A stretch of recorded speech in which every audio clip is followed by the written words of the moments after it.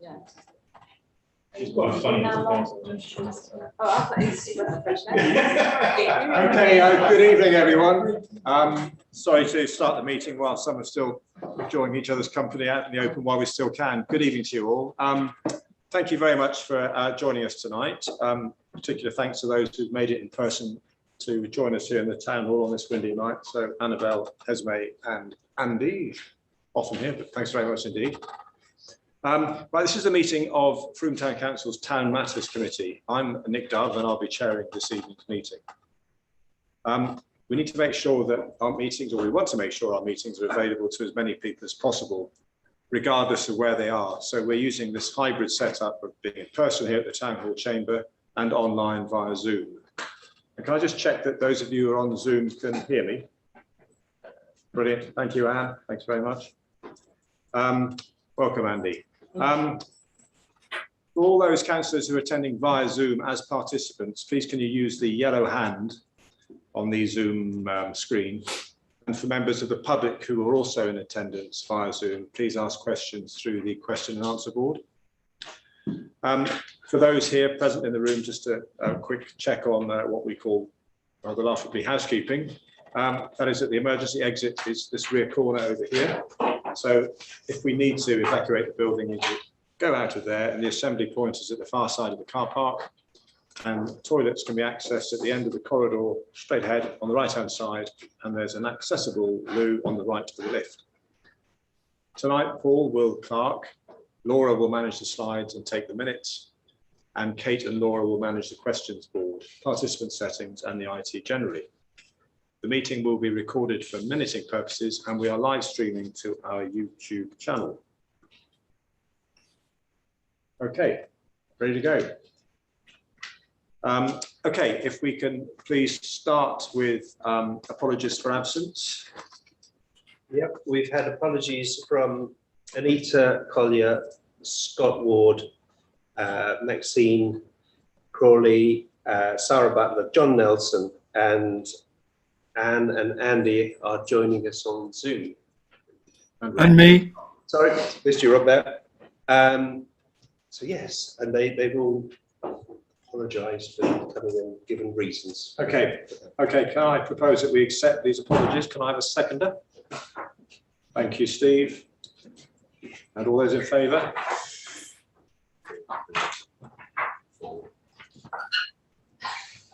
Unanimous.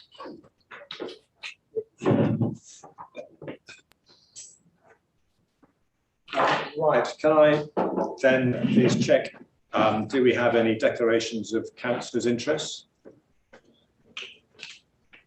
Anything on the agenda that's going to be a conflict for any of us? No. Okay, thanks very much. And then approval of the minutes from the last meeting, which is on the 6th of October 2021.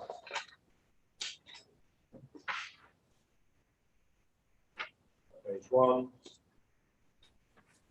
2,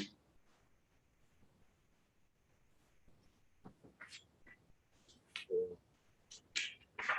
5. Okay, thank you, Laura, for accurate notes. Okay, we need to approve those, don't we? So can I have somebody propose? Annie, thanks very much. And second, Andy. And votes, please. Approved, unanimous. Thanks very much indeed. Thank you. Okay, we now come to item 2, which is questions and comments from the public and councillors. If I can start with councillors. Councillors present in the room. Any questions? Comments? And on Zoom, Andy and Rob. Rob's waving, not drowning. Okay, thanks, Rob. Kate, anything on the forum? No, okay. Right, thanks very much indeed. Okay, well, then let's move to item 3, which is to adopt the place strategy. This is something Kate is going to talk to with Nikki. Kate, thank you very much for a comprehensive paper you put together. It's kind of intriguing, and something I was interested in is trying to understand how that fits with the population of Frome rather than young people. That's just perhaps me just understanding how that works. And perhaps you can cover that in your presentation. Absolutely. Thanks very much. So I'm going to just do a whistle-stop tour. Yes, click that. Thank you. Of some of the highlights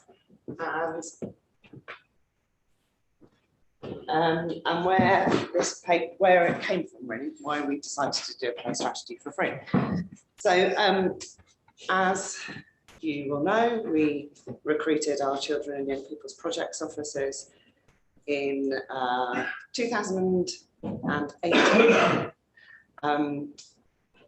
And then they had about 3 months to get their feet under the table, 4 months before we went into, was it 2019? 2019, because I was just trying to work out when the first lockdown was, before we completely flipped roles and they were redeployed. But during that first 3 to 6 months, they were really scoping what's out there, what services exist in Frome, who accesses them, how they access them, and collating information. One of the larger gaps that they found was that children and young people and their families don't have access to free at the point of entry play opportunities and youth services. So we started thinking about what would a play strategy for Frome look like? How can we engage more children and young people in play? How do we make that accessible across the town? And as we were talking to colleagues, and in particular Chris, we started thinking about, well, you know, is play just for children? And that became ever more important as we went through the first lockdown. And we realised that really we all need those opportunities to get out and about, to see each other, to socialise, to be able to participate in fun activities for the sake of participating in fun activities, for our health, for our well-being, and to support the connections that we have with residents across the town. So we started kind of reframing what we wanted out of a play strategy over the course of the first 10 months. So as we went forwards, we looked at how and what that might include, and we drew up a brief. We put that brief out to tender, and we had 5 applications from organisations around the country wanting to work with us to create a play strategy for Frome. So we shortlisted, we interviewed, we went through quite a tough process, and Children's Scrap Store won that tender.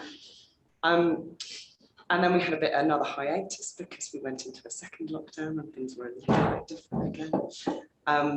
So it took longer than we had hoped, but meant that we really got the scope of this project right for Frome. So Scrap Store were recruited.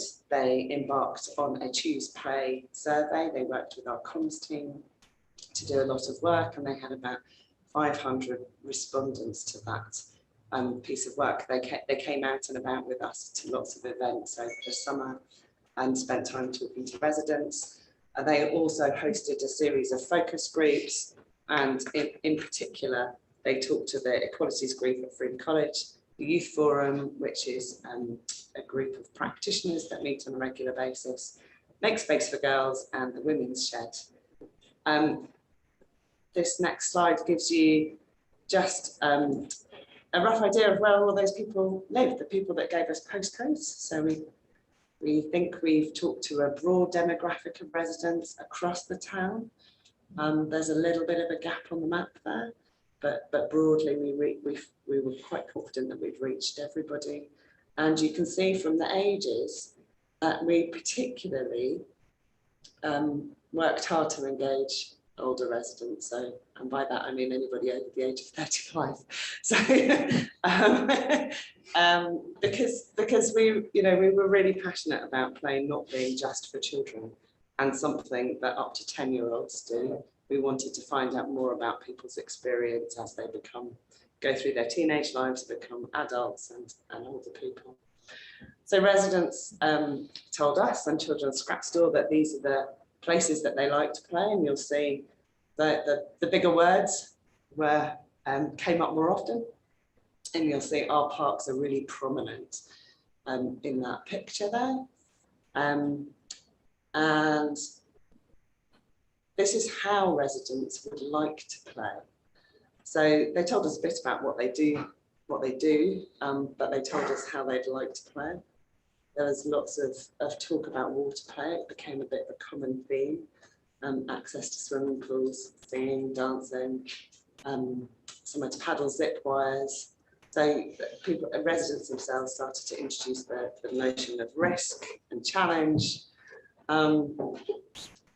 And then they gave us a bit more detail about how Freem could support residents to play in the ways that they wanted to. The things that really stood out for us all, I think, during this exercise was that free events was something that was really important to people. And I guess we were careful in the wording of the questions, that we reminded people to reflect on pre-pandemic, because it would have been really easy just to have come out of 2 lockdowns and to be talking about play, particularly with the pandemic in mind. But we did ask people to reflect on what it was like beforehand, and what they would like more of. Events were important.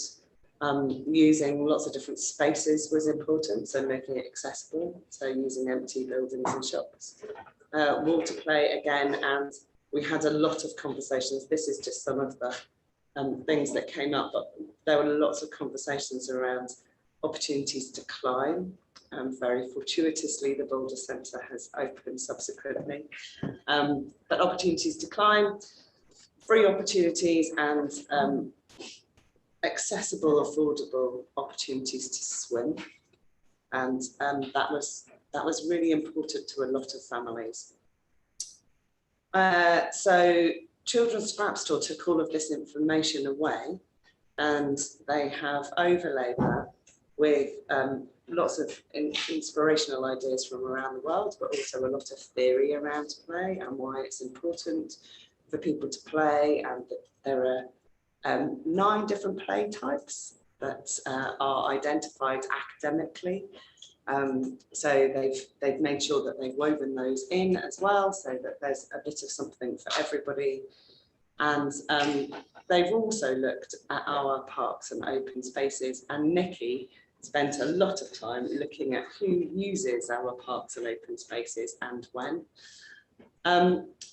Actually, what was really interesting out of this, and it's something that Chris and I are going to pick up with Nikki's help in the next couple of months, is that the audits of our open spaces identified some quite significant gaps. And I've outlined those in the paper prefacing, in the report prefacing this strategy. And in particular, there's a gap around our parks and open spaces being accessible, and being accessible to a broad demographic of our residents. There is more for us to do as we go forwards, and as we use the management plans to inform how we develop those spaces to make sure that we create accessible opportunities for everybody.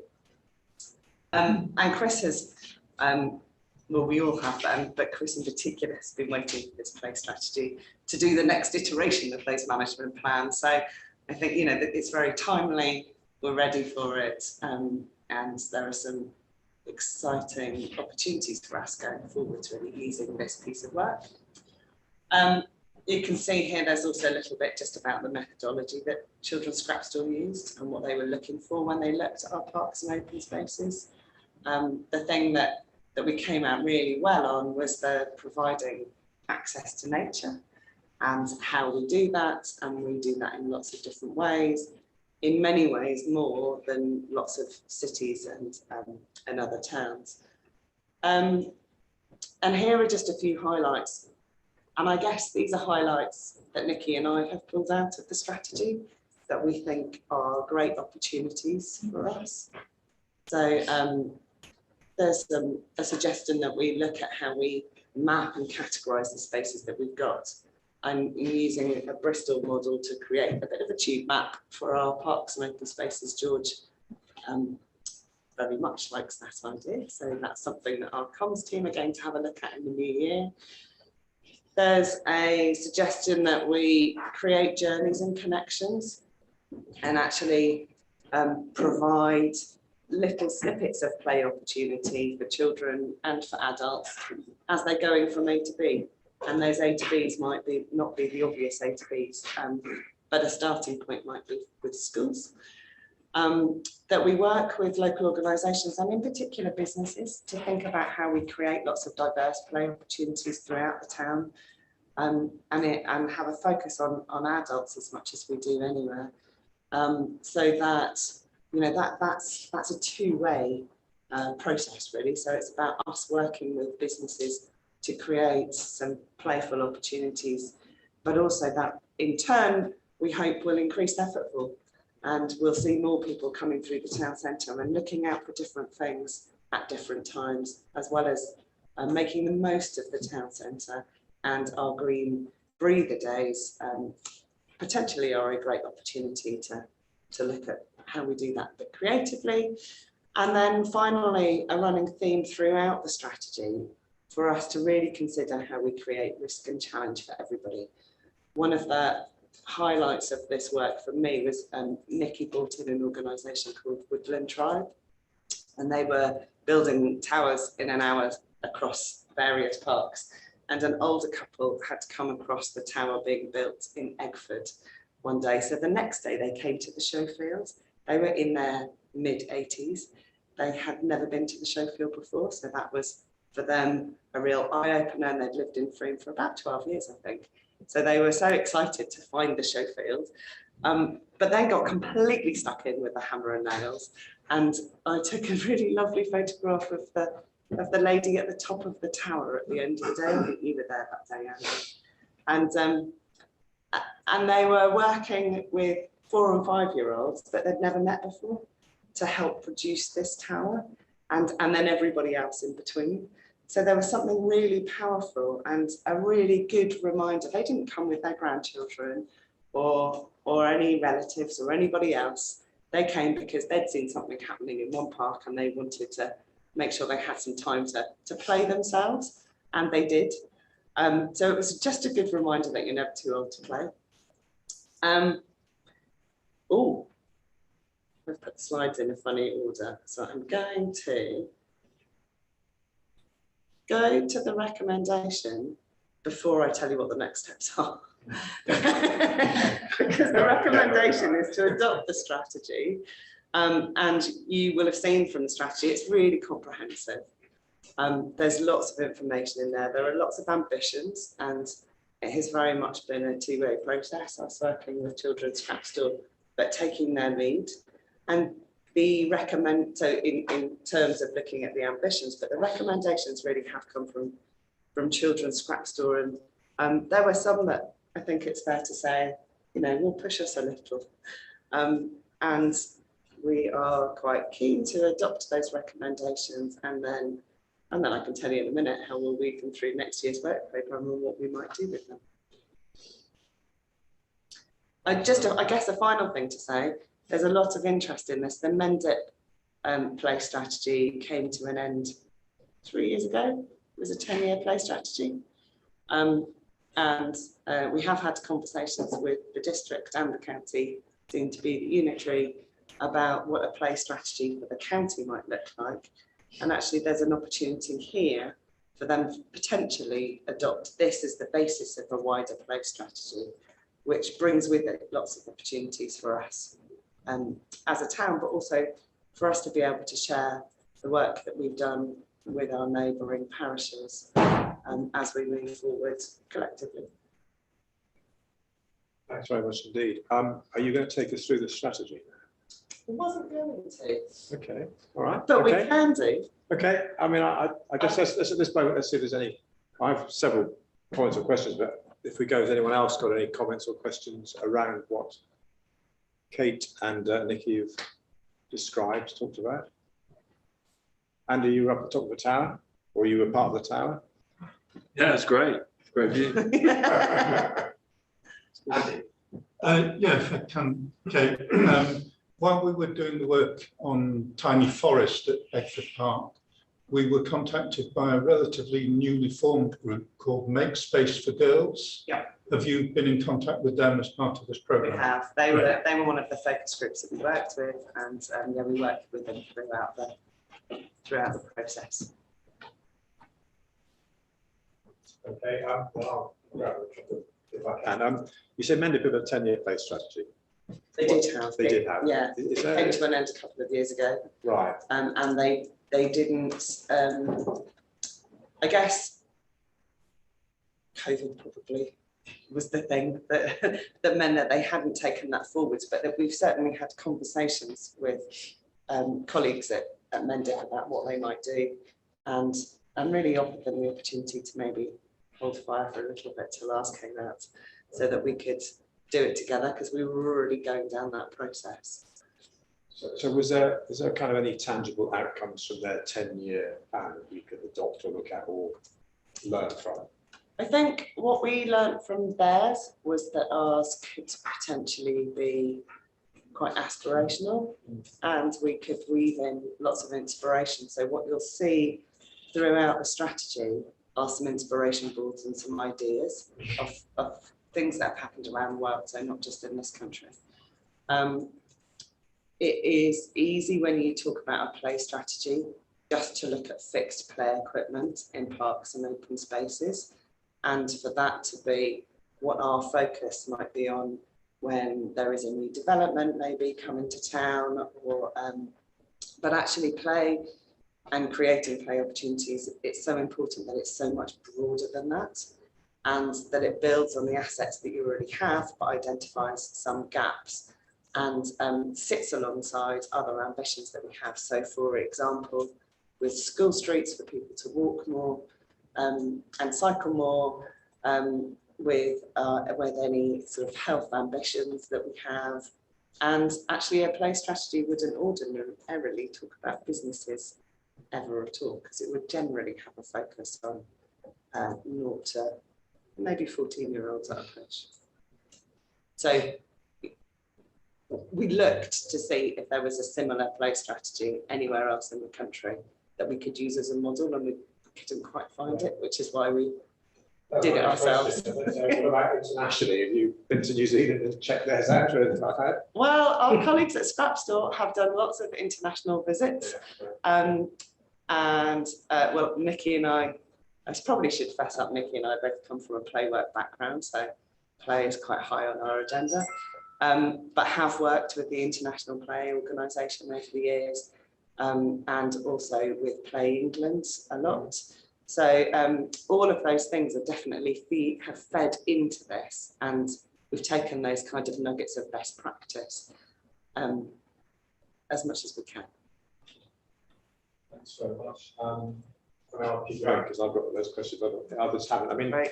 one of the things I've noticed myself is I've moved within Froome to a new development, and so there are lots of people who've just come into Froome, some with no children, some don't work locally, they've just moved because they love the town, like it. So your story about the couple at one side of the town who see something happening in Egford and then find out that is kind of quite powerful, how we kind of integrate that. And I went out with 3 of them today for a run. We passed 14 people going through Longley through the park who were out doing some kind of sport stuff, you know, either individual or groups.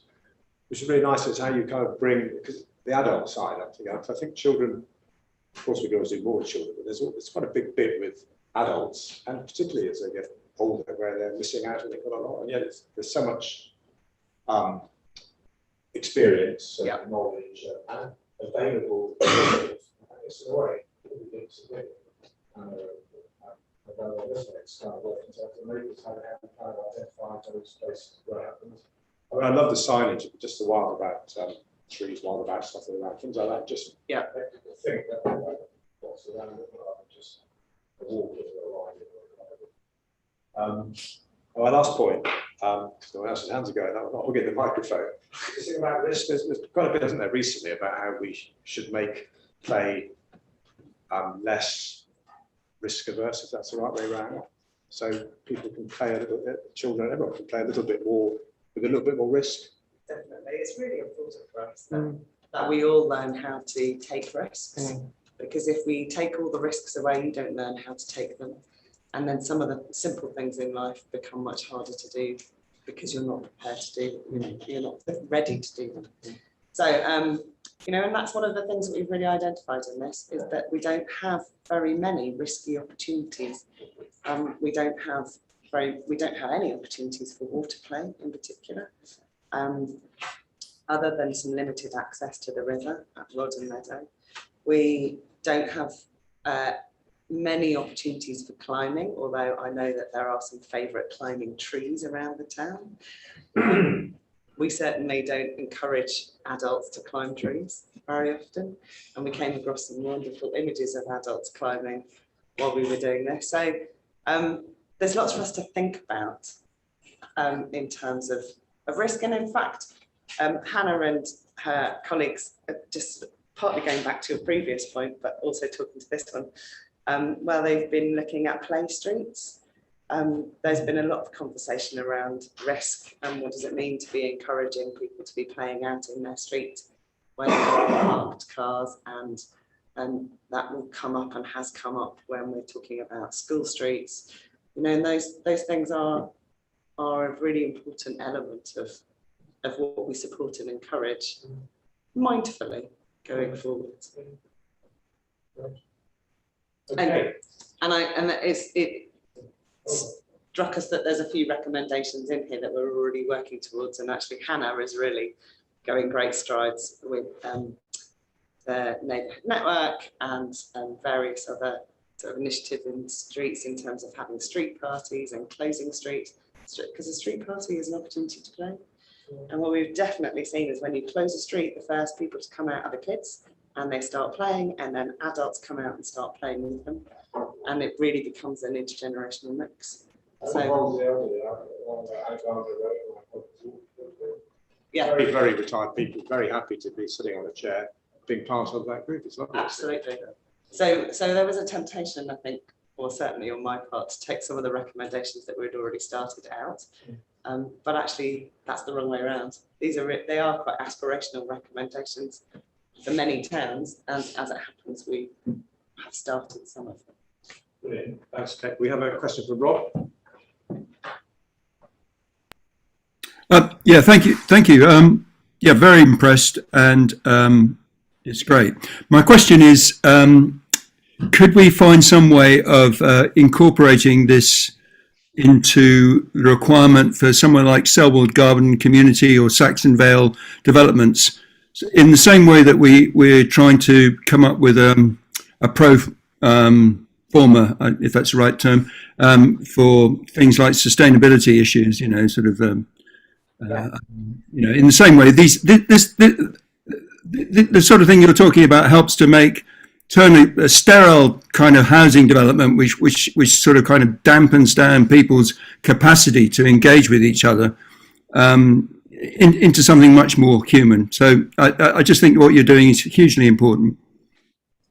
So the comms team are ready to get their hands on it and do something with it that's very similar to the sustainability, the resilience guide that they've done for developers. And I will just flick to that page there, because we've got all of these images and ideas and some of the things that we think we really can work with people like Selwood Garden Community to inform some of those design aspirations that they've got. We're having some quite detailed conversations with Selwood Garden Community, and Jane has done a really great job of making sure that various of us colleagues are talking to them as well. And so it's really important that what they put in place in terms of play opportunities and play journeys reflects our play strategy. What they've been talking about already is definitely heading in the right direction. And there's just a few more sort of tweaks and bits to that. But also that it's not so defined that when residents move in, it's all done for them, that they need to be a part of that process. So we're just working out how that might be supported going forwards. Thanks.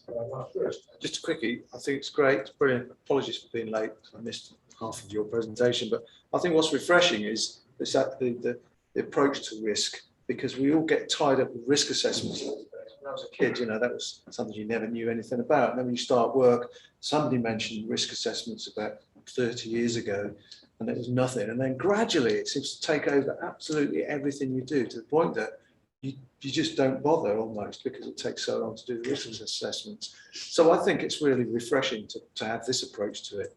And of course, you're still going to do risk assessments, but you're going to make it a proper challenge in life. So yeah, great. It's really exciting. And we joined the ranger team doing their training for their playground inspections, which was great opportunity for us to understand how that works, but also for us to be able to ask some questions about, so, what happens if you put a bunch of sticks in a park so kids can make dens? And for us as a team to be able to work through those things. And the Rangers now do provide sticks in Welsh Mill so that people can make dens, and it's, they have sort of ready access to those materials. And going forwards, they've been building sand pits with Mickey that we didn't have previously, and that they're not bought from a play provider. The Rangers are skilled and able to build them themselves. So, that's, this process has really helped us work through as a team what we can start to do a little bit differently. I think just adding on to that as well, it's very much around the play world is moving to a risk-benefit approach. So it's really kind of looking at the benefits of play and, so firelighting or whatever that might be, in terms of, do the benefits outweigh the risk? And working on that model. Give them a stick, they might hurt themselves. Yeah. Yeah. And here's a quick summary of some of the things that we've already started to weave into next year's work programme, and talking to our colleagues about, and just some nice ideas really, particularly Spill Streets. It's one of the things that potentially really interesting and exciting, because we can create some playgrounds and places where they might not be. I knew he would be able to keep quiet as an expert on risk. Steve, you had a question? Thanks, Steve. Thanks, Sam. Good to see you at the start of it. Normally you get. Do you know, they nearly bumped me, because if there weren't enough councillors in the room to vote on this, I'd have been at the end. And I was like, Your usual position. Just going back to the responses slide, I couldn't have noticed that there wasn't a single response from the Edmund Park estate. is that the gap? Yeah. I think it is. And that's my eyesight. Yeah, it is. Interesting. Bottom right. A little bit this way. Yeah, between the river, in between the railway line. Yeah. That's I the don't know Edmund whether Park. that's just a mapping error, because there were lots of responses from, Oh, okay. there were other responses from people outside of Frome as well. So people that were visiting, or people that were there at events, people that participated in things. Right. Okay. So I'll double check that. Yeah, and it That's just, a good I one mean, to just flag. immediately struck me. Yeah. Because that is the last, apart from where Select development on. Dick is, which I can't remember the name of the place now. Yeah, that is the last large development that's happened in Broome, and if they're not Yeah, no, it's part of the important. community, that's like a big sort of red flag. isn't it? It's not that we wouldn't, and we didn't do anything specifically up there, but Yeah. it's not that they were excluded from being at Oh no, I'm sure play they day were. It's just, yeah, or it's other just, things. it's just weird that there is not a single. I response. suspect Yeah. that's because of Children's Scrap Store's knowledge of Frome and using Google Maps, which may not just be as up to date as we Sure. would hope it would be. But I will double check, Steve. No. I know the guy who owns, a couple who own Pronto, like they did on the Edmund Park estate. There were 7 members of Fruit Tri Club live on that estate. So there's plenty of people interested in. Oh, yeah. Absolutely. Brilliant. Okay, any other hands raised, questions? No. Thanks very much, Kate. Thanks very much, Nikki. Great work. He's done all the hard work, and I just had to Of course, present that's the it. usual. We know that. All right. So we come to the recommendation, which is to adopt the play strategy for Frome and continue to work towards achieving the ambitions of the document by coordinating the realisation of the recommendations laid out within it. So can I have a proposer, please? Andy. And a second of Steve. And those in favour? That's unanimous. Fantastic. Thank you very much again. Thanks a lot. Great. Okay, so now we come to a, what are we doing for time? Good. Right, item 4. James, please, from you, an update on phase 3 of the marketplace project with Boyle Cross. Thank you very much. Yes, you remember that we held some stakeholder engagement meetings in July, and following that, it was agreed that we would go back to Nicholas Pearson, the landscape architects, to reflect on the feedback that we heard from the stakeholder meetings, and to develop some revised proposals for the planters and seating. Several revised designs were considered, and a final design was then agreed on, which will accommodate the farmers market, and it will also enable, we have the next slide, sorry, it will also enable us, the town council, to hold events in the future. You can see on the screen there the design that was agreed on. So we've incorporated a gap in the planters with the steps up to the higher level and some handrails, which came out as quite a major safety issue that people were concerned about. And you might not be able to see it very clearly on that picture, but the planters on the side of the road, there will be gaps in space so that people who do choose to cross wherever they want, as we all know that everybody does, there will be access through.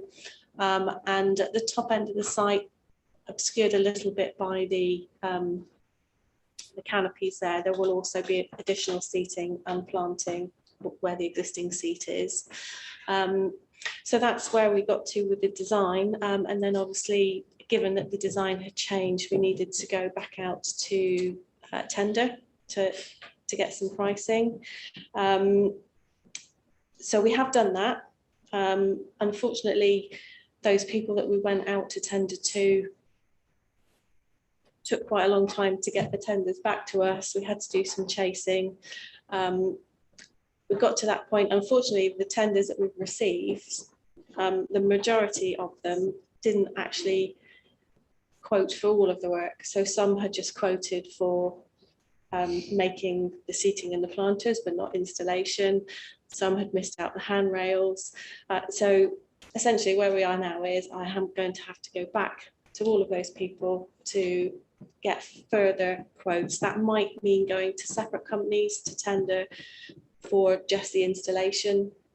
So it's really just to assure you that we are working on it, and we hope that we can get all of those quotes back and bring something back to the meeting in January, which hopefully we can then agree on and take things forward.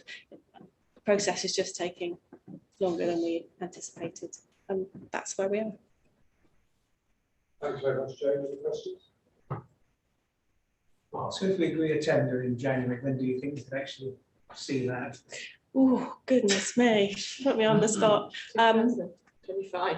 Yeah, I mean, it very much depends on the lead-in time. I would suggest previously we've been told about 8 weeks to make things and install them. It depends which company. Might be 12 weeks. I can't give you a definitive answer. So we should certainly see that by the summer, if not late spring. I would very much hope so. Yes. 22. Oh. 22. Oh yeah, don't mention that.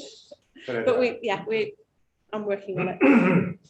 It's good that we've been able to finally get the big market on board and everybody else uses that space. It's a tricky space, I know, to please everybody. And Jane has done a huge amount of work on that, so thank you very much. Ali. Just up there, the seating is much less than the original plan, isn't it? And is there anywhere, I mean, that movable seating? Yeah, so on the planters that you can see at the front, actually, the other side of those are seating. The seating incorporated into that, and the additional seating at the top. We have lost what would have been the seating that ran parallel to the bank. There's seating the other side. There is seating on the other side of the planters. Yeah, well, I mean, we have looked at movable furniture. There isn't anywhere necessarily to store it directly on site. The hope is that people who come and do events or markets, they can bring some seating with them. I don't know whether you've seen the picture van on there. Yeah. They have seats that they put out. So yeah, it's something that we'll continue to look at going forward. Thank you. Well done. Keeping on going. I just check that the independent market and farm market are supporting this. That design will enable them to still continue having the farmers market there with a slight change to the layout of their stalls. But yeah, they have said that they are happy with that. Yeah. Well, it's maybe a side issue, but it's something that be good to know, because I think most of us realise that there is no fountain working and hasn't been for quite some time. I just wondered what the progress of that is. I know that there's been some problematic stuff. I asked Chris, and he said that it's been tricky doing the testing and getting the water actually safe enough. I just wondered what the progress on that is and whether that could be. I'm afraid I don't know, but I can get Chris to give everyone an update tomorrow. Maybe in council matters might be more appropriate. Right, thank you very much indeed. I think that's item 4 complete. So moving on to item 5, which is an update on our community development work. And this is, I think, being presented by Hannah with Annabelle and Esme. Welcome. Okay, so we last reported to Town Matters about 8 months ago, and a lot's happened in the world since then. So it's felt really positive that we've been able to be out and about a lot more.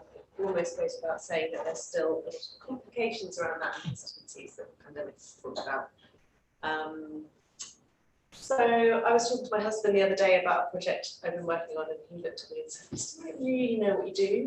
And I was really annoyed. And then I realised actually in the last few months I've been planting trees, training in governance, closing roads, going to street parties, zooming a lot. And actually it can seem quite hard to pin down exactly what it is. But there is an internal compass that kind of guides what we do and allows for that kind of variety. So first, I'd like to just recap very briefly on what we do and how and why, which will be familiar to many of you. But our focus is to connect people, identify and mobilise assets so that communities can build their own power and resilience. And why is that important? First of all, there's loads of good reasons, but these are 3 main ones. Resilience has become ever more important in our world of stretched resources, and communities thrive when they find what they need within themselves. Connection, positive impacts and health benefits of connection versus isolation are now famously well researched, and we know how important it is to nurture connection. And well-connected communities find their own solutions, so individuals are less likely to find themselves in crisis when they have a strong network around them. Do it? Well, we talk a lot about participative and asset-based approaches. Top-down change is superficial and permanent, and this graph on the right is a great model to show the progression from a top-down to a bottom-up way of working, and we often use it to reflect on how particular projects have been nudged further up that ladder towards more locally led solutions. So this approach means recognising assets, skills, resources that are within communities and to be utilised. And this can be by creating opportunities for connection, facilitating skills building, and it often takes time. And some may recognise the phrase "go slow to go fast." Once these connections are meaningfully in place, then things can happen quickly and sustainably. But actually, I don't feel like we've gone particularly slowly since April. And I'm going to be providing an update on the various projects that I've been involved with, and you'll see this ethos running through each one of those. And I'm also very grateful to be joined by Annabelle and Esme, who are key people involved in lots of those projects, more than one for some of you. So I'll start with the neighbourhood network. If you could, yeah. So I'll try and keep this short and let Annabelle do most of the talking. But hopefully everyone knows the neighbourhood network. It's a network of people involved in organising their street level neighbours groups, born out of lockdown, although many of the groups go back further. They gather and hold events to share ideas, support each other, promote community building events in the streets. and the core group, the organisation builders, have their work cut out steering the network through all the changes of the post-lockdown world. Next slide. The summer was busy with street parties like this one, and I'll talk a bit more about street parties later. They also, next slide, used an opportunity to engage face-to-face with free residents at the picnic in the meadow in July, and plan to do more of this kind of public-facing stuff. My support has been in the form of compiling the newsletter, which networkers write their own content for, by supporting meetings with admin. There's a range of skills in the network, which has meant they've had really strong facilitation marketing support. In fact, one of the networkers designed the logo that was in the previous slide. And I've been supporting monthly toolkit sessions, which are more specific. In fact, I think the next slide is an example of that for the autumn ones, like how-to sessions around different topics, which you can see there. So it's starting with a new group, gardening for wild neighbours and starting a play street. And these were great because they saw a reach beyond the usual network attendees, because they were attracting people who were interested in the topic. But that's enough for me, and I'm going to pass it to Annabelle. Okay, thank you. Yeah, first of all, I want to say a big thank you to Broomtown Council, actually, and particularly to Kate and to Hannah, who's been amazing support for us. I mean, just that thing of having someone to organise meetings, send out the the minutes and the details and all of that. I mean, that Hannah's done that so for us for the last however long we've been doing it, and we really appreciate it. And because Hannah's talked a bit about the activities, I'd like to talk a bit more perhaps about who we are, because you might be wondering who are these people, and also some of our aspirations for the future. So there are about 12 of us in what we call organisation building group. It's a kind of steering group, and there are a bunch of very motivated people in terms of building community. I'd say you could call them the usual suspects, because they are people who are also involved in lots of other projects and organisations in the town. But that does mean that we have these lovely links into the wider community. And we are also networkers on the streets where we live. So we are passionate about bringing people together in community in those kind of localities. So, and just a bit about myself. So some of you may know I've been here a long time, over 35 years, and community building has been at the heart of quite a lot of the projects that I've been involved in. And actually, way back in 2016, I got involved in some research commissioned by the Town Council on community connections at a neighbourhood level. And really, there's a kind of direct line from that into setting up the neighbourhood network with Kate in March 2020. And but this time for me, it was like more as an active citizen rather than in any kind of professional role. And yeah, really enjoyed being part of seeing this grow. And I also want to say that it's created quite a lot of interest beyond fruit. So I've given some talks to organisations such as the Movement for Neighbourhood Democracy and the Trust the People project, in groups like that, who have been inspired by it, and they go, Froom's always doing these great things. But yeah, so yeah, we are a bunch of people who all share a belief that we want to be part of a caring, sharing society, and the neighbourhood is a very good place to start building that. So we kind of like the emphasis is on rekindling trust and sense of belonging, which, as you probably would all agree, we live in a very individualistic and polarized culture at the moment, and so that these kind of bringing a sense of community and connection and building relationships is kind of at the core, I think, to growing this kind of society that we all want to be part of. We know from being networkers on our streets just how much is possible in terms of supporting each other, working together, especially in times of need, like during COVID. And there's something very heartening about coming out of our bubbles and working with people, alongside people that we don't usually kind of meet socially. But it's also, for me, a place where we can feel our power as citizens to make a difference, to work together to improve our lives. So in the past year, we set out our vision, mission, and values statements. And one of them is all about self-determination and people making decisions for themselves. So one of our statements is that each street or community is independent, unique, self-run, and needs to do what's best for them. And as the network, we don't oversee or run any of those streets. And the network is there, as Hannah said, to offer a kind of forum for cross-fertilization of ideas and mutual support and sharing resources. So, so that's a little bit about who we are and kind of where we are. And I'd like to say now a bit about looking to the future. So it will be 2 years in March. We would have been working towards growing the network. We're just taking stock now. We need a strategy for the coming years. We're talking about that.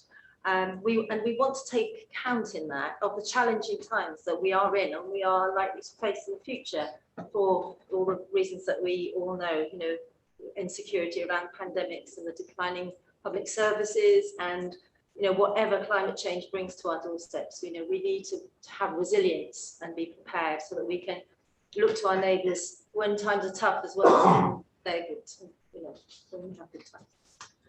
And we want to continue to be inclusive and responsive as an organisation, so that we're always open to new ideas and to linking up with other organisations in the town. So we'd also like to see the network growing in terms of more streets joining us, but that's absolutely up to every street to decide. But perhaps we could have neighbourhoods which are several streets joined together, and we've been talking about this. Maybe the idea of small flourishing villages, you know, where people actually come together to get to know each other, celebrate together, and make decisions about things that matter to them. So also, I just want to say a few of us went on the governance training that was run by the town council, which was really, really good. And we are now looking to become an incorporated organisation. So it feels like it's a good moment for us, that we have benefited hugely from the support of the council, and that we hope that we'll continue to work alongside you as an independent organisation, whatever that might look like, but still very much in connection. So I think that's all I've got to say, but if your street isn't signed up to the network, you please do come and talk to me afterwards. Thanks, Annabelle. And if people have got questions, maybe at the end you can direct them to any three of us, if that's all right. That was great. And Kate, could you read the slide on? So street parties is another example. Sheila, you might recognise it. So we've been on quite a journey with street parties. We had to work quite hard to get to a place where the process of applying for road closures wasn't completely off-putting for residents. And we worked with Mendip to reduce the lead-in time. So it went from 12 weeks to 4 to 6 weeks to get an application approved. And we also funded some training for Chapter 8 accreditation, which is very boring piece of it's an accreditation that's required to put out road signs. So it's not to non-closure, it's just to put out signs. It's quite thrilling, actually. I know. Oh, yeah. Days of my life. So now we've got a lot of people in Broome, like Nick, who are trained and able to put those signs out for those kind of events. But we've also forged strong links with the Carnival Club, who have been really supportive with staff time and loaning out signs for people that are doing street parties and play streets. And the public liability insurance was still a requirement rather than recommendation, so we made the mayor's grant available for streets to apply, even if they're not a constituted organisation, which is great. So, and we also put on support sessions. So some of the toolkits or gatherings in the summer were kind of how-to sessions, but also with people that put street parties on themselves, so kind of peer support. So there were 12 street parties that we know about between July and September, which was really good. And in the next slide, I think I put some of the feedback we had lots of, I've already had one, I forced them to write about it. But it was really nice, and the reflections from everybody were all focused on how important it was to bring everyone together.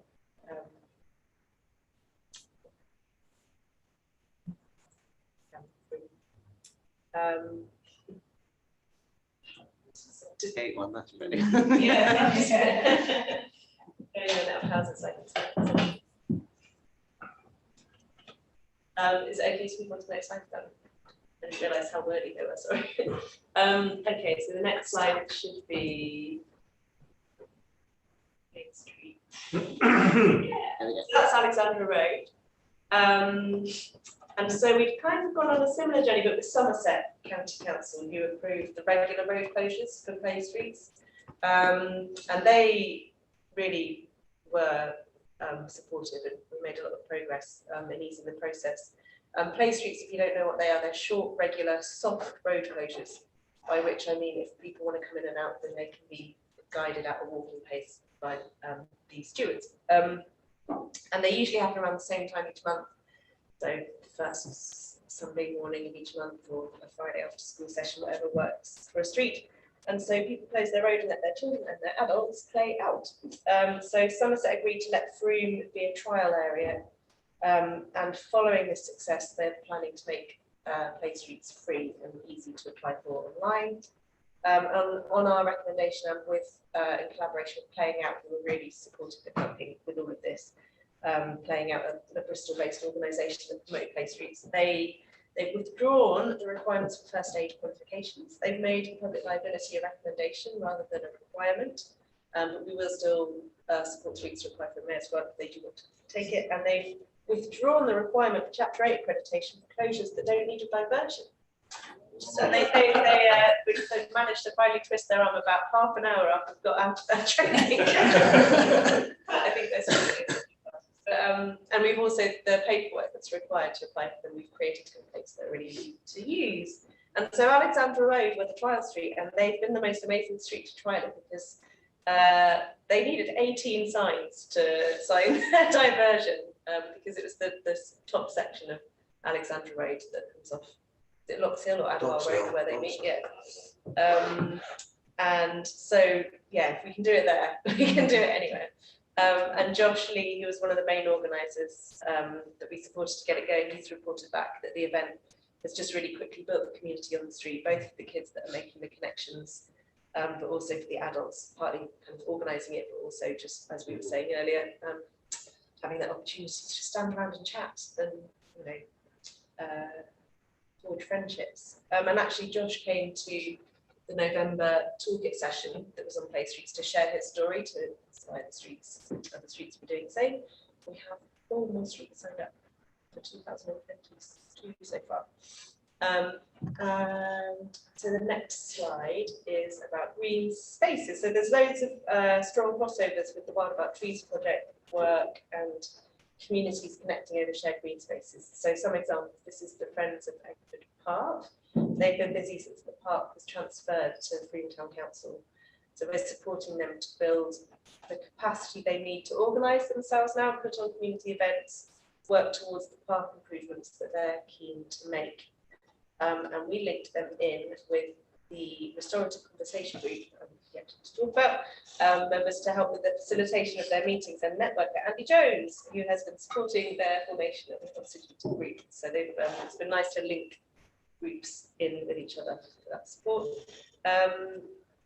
We've also been liaising with Somerset Wildlife Trust about some specific Mendip-owned green spaces, supporting residents who have approached us and they want to manage their green shared green spaces differently.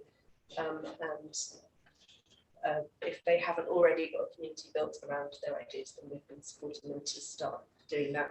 And then I think the next slide, Trinity, is more recently the land next to the Griffin pub, previously owned Somerset County Council, managed by the local authority. That's been transferred to us and is now in the care of the community. So this is a great opportunity because it's a really positive project to get stuck into in this area, and they've obviously got a strong community group there already.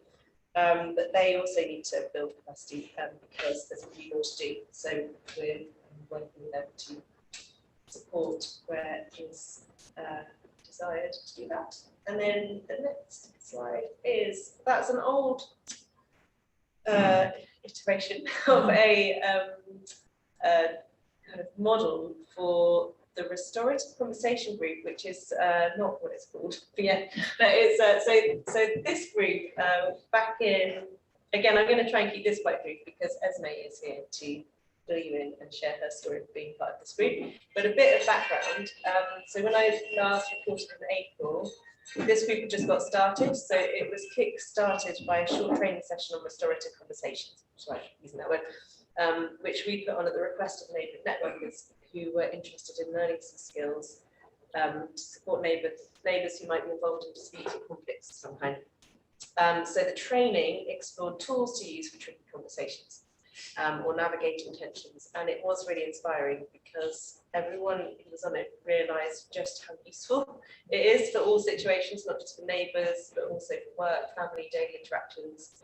And so this is a really strong core group of about 12 people who've been meeting fortnightly ever since, and we've been spending some time learning together more about the tools and the approach, but also working out how they can share the tools more widely with the community. And it's taking time to get right, but it is important to get it right. And they're looking to offer a toolkit for tricky conversations, which is yet to be developed. And I think I'll leave it at that and hand over to Esme, if that's okay. Yeah, of course. Thanks, Anna. Hi everyone. Yeah, my name's Esme, and I came to Restorative Conversations via the network, so I'm a member of the organisation building group. I've only been in Frome for 3.5 years, so I've been in Frome in COVID times for longer than outside COVID times. But I think for me, feeling like quite a newbie, the neighbourhood network and everything that's come out of it has just been so significant in terms of meeting people and making connections in my immediate neighbourhood and then more widely in Frome. But so the training was offered, or we heard about the training a year ago, and I knew nothing about restorative justice, which is sort of associated but not the same. But the ideas that we were kind of given in this brief overview of the training were really resonant, and I thought, this sounds really interesting and I can go along, but I had no former experience whatsoever. And the training itself was fantastic. I mean, the trainer was just so inspiring and engaging and brilliant. But I don't think I realised at the time that I do feel like there's a before and after moment. I feel like it has changed the way I see kind of my whole life, actually. It has been really significant and it keeps getting more so.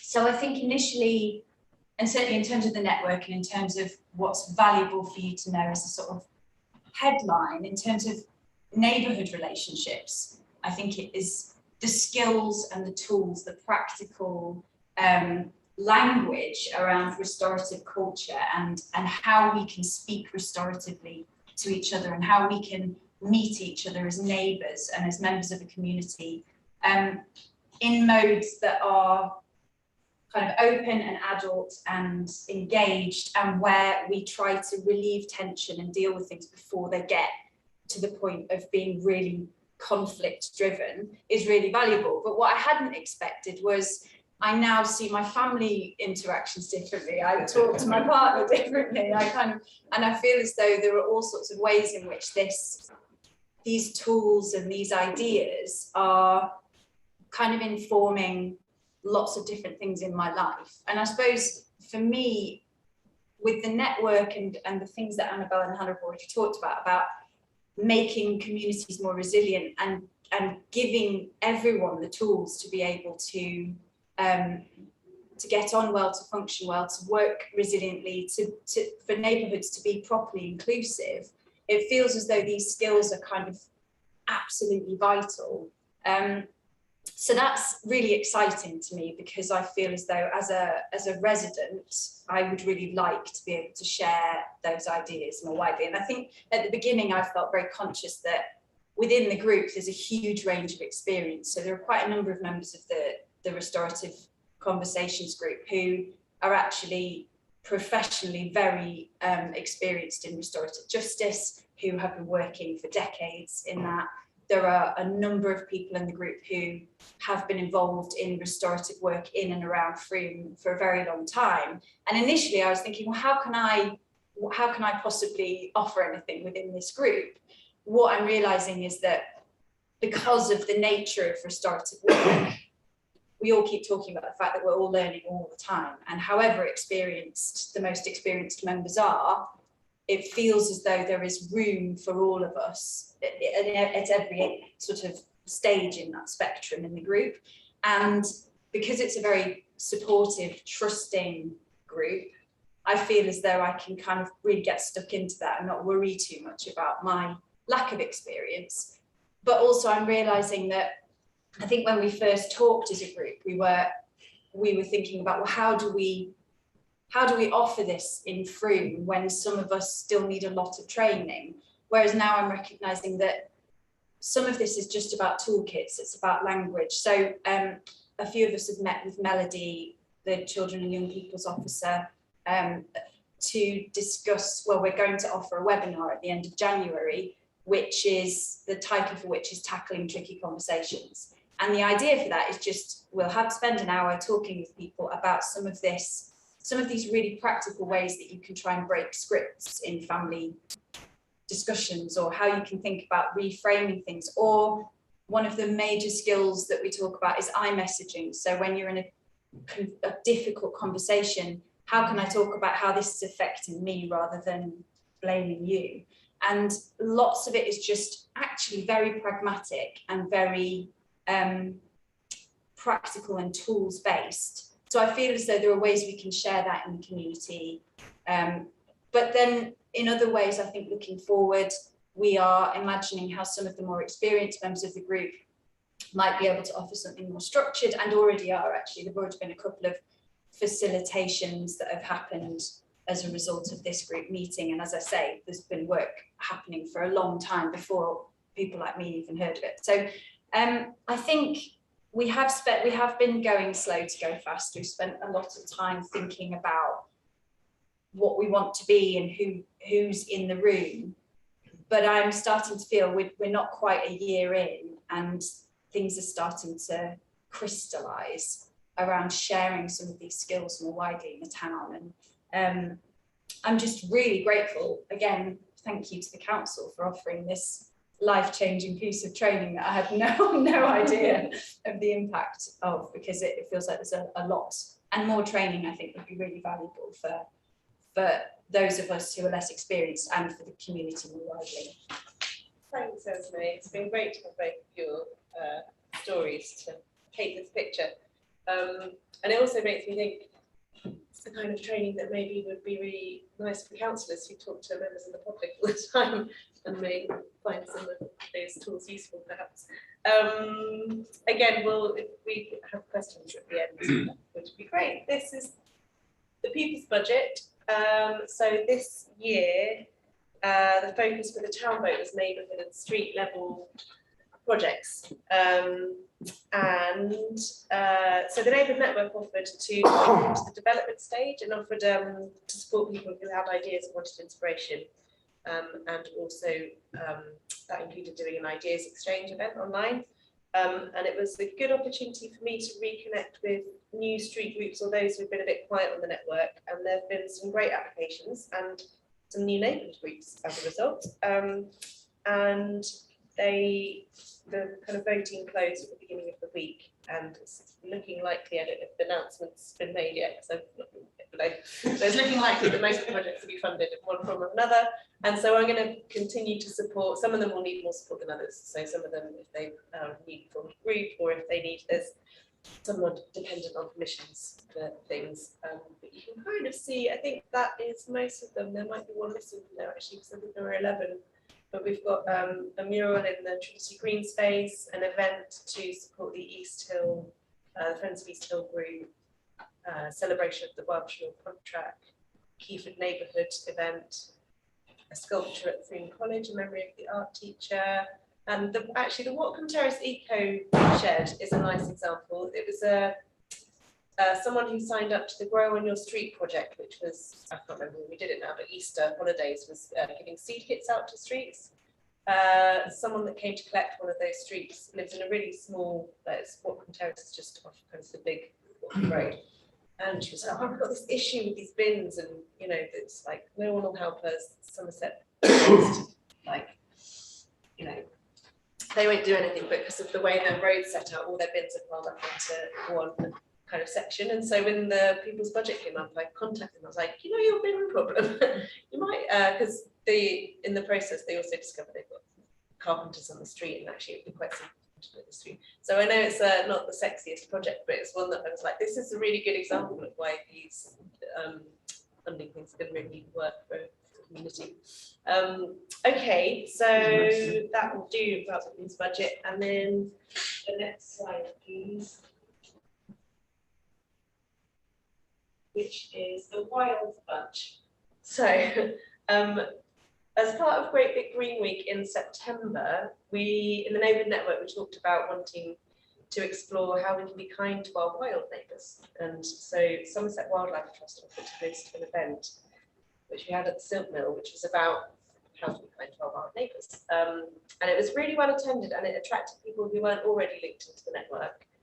And it was full of people with ideas and examples of things they were doing or things they wanted to do in their neighbourhoods.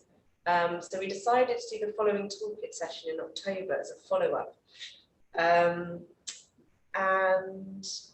again, it was really exciting, and after that it's become a group. So the Free Wild Bunch, a group of people who are committed to kind of promoting and exploring how we can garden for wildlife. So whether it's making hedgehog highways or building ponds, or you know, this the sign is an example of so one of the people that came along has wilded their garden completely, like sort of spent a couple of years not doing really anything to it and seeing what happened, and puts this sign out so people can see what wildlife has been visiting. So we had a meeting there, actually, one of them, and we facilitated a few meetings, and they're linking in with the Rangers and our new resilience officer, and they managed to get a people's budget application in, and that was the one that was missing actually from the picture. So so they'll have some funding to hold a bird and bat box building event in February half term, targeting streets and neighbourhoods to do it together, so that they make the boxes, but they're also kind of installed in really suitable places for the wildlife they want to see. They're planning to have monthly themed gatherings, open to everybody, on topics like pond building, getting ready for spring, and how to get your neighbours involved. So there's a lot of crossover with the Nature Network, and I think the idea is that they'll sit side by side. And that is, and that is out and about doing stuff. And so, and that's it really. So we'll continue. What's next? We'll continue to work with the Neighbourhood Network, specifically to support them to become an independent organisation, as Annabelle said, and co-designing toolkits for the new year, including potentially an asset-based community development kit, which I haven't talked about yet. And we'll work in areas to develop new networks, as well as support existing groups with resources, training, events, grants, neighbourhood focused projects. We'll support the Wild Bunch and restorative group to grow, build capacity, and link in with projects and organisations with overlapping aims. And our participative approach will shape projects and ideas that build neighbourhoods equipped to support each other and enable grassroots activity. And we'll continue to listen to that internal compass and see where it takes us. I hope your husband's listening to this tonight on YouTube. No doubt.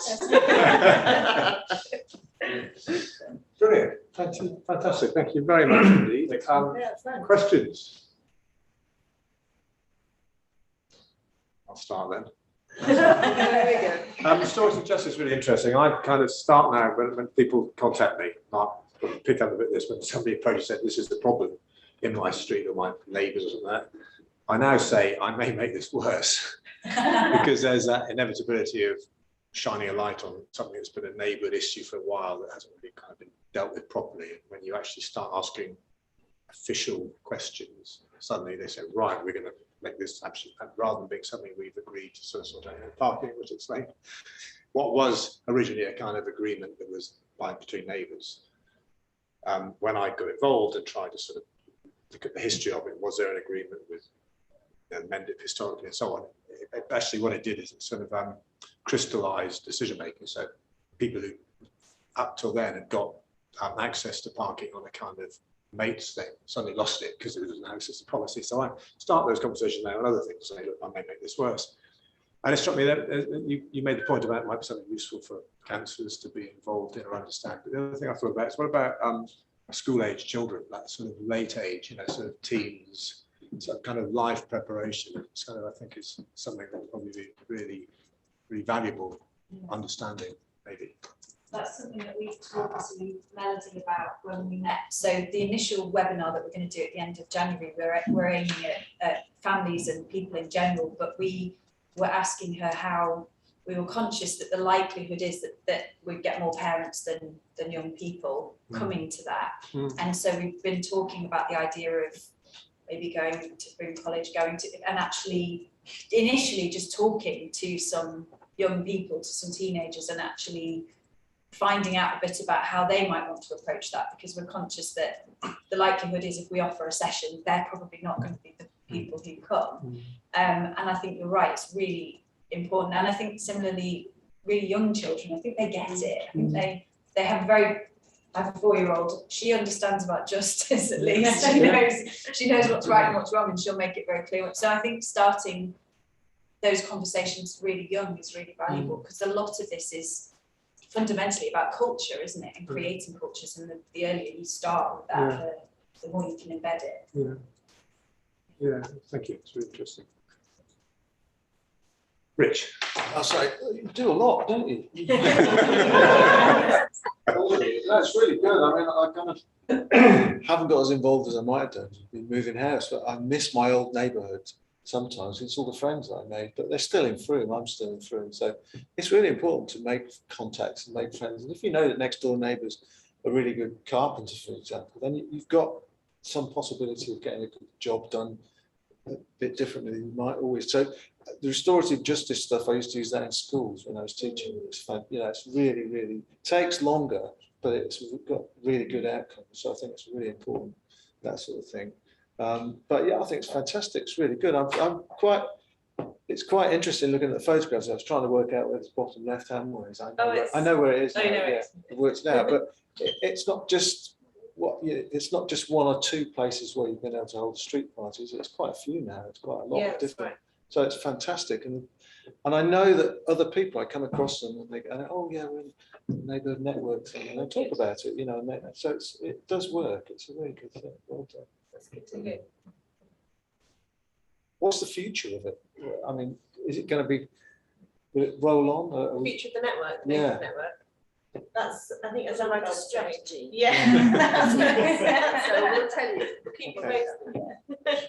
You've got a vision already, haven't you? You've got a vision. Sheila. I haven't got a question, but I just like to big up the network in my street, particularly. It's been fantastic, and also how networks overlap. So our network overlaps with Trinity, so there is a sort of interconnectedness that happens. And just this morning, a family, one of them tested positive for COVID. Therefore, the partner had to stay in. They needed to test their kids. They didn't have testing kits, so they put something on the WhatsApp group, and I managed to take a box of tests around, and now they're all boxed. They've all been done.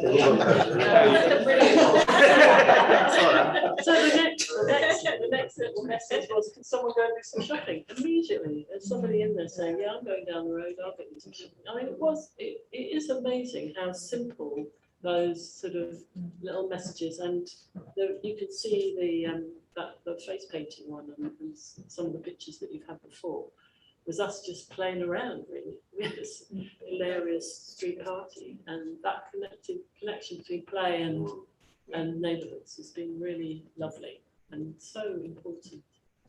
Great. I just wanted to thank Hannah. The Trinity Community Group, which Kate helped set up, has become fairly moribund. I think about 3 of us meeting once a quarter or something. since Hannah's got involved, we've had your street party in Milk Street, one in Selwood Road, one in Horton Street, which isn't quite Trinity almost, the end of my road, and at least 2 around you. We've had a couple of meetings, and there's another one coming up in January, and the group's grown and grown and grown with lots of new people turning up and getting involved. And you talk about WhatsApp group. I think there's an ambition to link up the WhatsApp groups, so you have a representative each in it. Well, I know what I'm saying. It's on that book face thing. And you. Sorry, Mark. Sorry. Yeah. You knew what you were doing. Yeah. Yeah, and so that's growing like that, and we particularly found the Milk Street party, but how many new people are around, didn't we? Yeah, I mean, our street's so many changes. Yeah. It's fantastic. 80% from London, but there's loads of them apparently. And so that's a really useful thing, and I thank you for driving that, because every time you're there, it's Saturdays, evenings, all sorts of fun, so I know you're putting the work in, so thank you. Thanks. Trinity is actually a really lovely example of that. You know, how you were saying, having kind of a mini network, a mini village with the street groups that make up it. Yeah, I think it's brilliant. I think the owners of the Griffin are thrilled as well. So. Yeah. Just to go on Mark's point around new people into the street, I've been to a place called the Old Printworks development, which is a new development, and some of the people who moved in there are from Frome, but there's a lot of people from outside of Frome who moved in, and I was wondering, at the moment we've got a WhatsApp group which seems to be focused on how to get a sofa or where we're going to have a drink at Christmas, but it seems to be, it's kind of ripe for an open network. So do you use WhatsApp or WhatsApp as my primary form of kind of contact? Is that the best way to sort of set it up, or should I speak to? Every group does their own thing. Okay. Okay. And then you link in with the network through Right. or coming to meetings to find out what's going on in Zoom meetings. Right. Some groups have actually found that shoving pieces of paper through people's letterbox is a good start. Yeah. Okay, so I'll come back It about sounds that. like you've got a network. Yes, so yeah, it is, yeah. And it would be a lovely kind of street party as well. It's pretty easy to close it off, and it would just allow people to meet who haven't met otherwise. Right, any other questions? No? Sorry? No? No. Okay. Fascinating. Thank you so much, all of you, for Thank you. really, really great. Really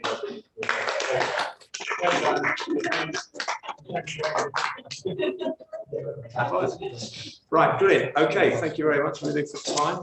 We're okay. Okay, so we're now on to item 6, which is the ratification of a grant made to St Mary's Church. You may remember last time at this meeting, this was one that went out for some advice, I think, about the legal side of things. Paul, are you talking to us? Yeah, very briefly. As you say, we asked our internal auditors for their opinion on whether this grant was okay legally, and they concluded that because there was quite a lot of community benefit, given that the community uses the hall that is served by the car park, it was okay to make that award. So I on the back of that, I did it, and this is asking this committee just to ratify that decision.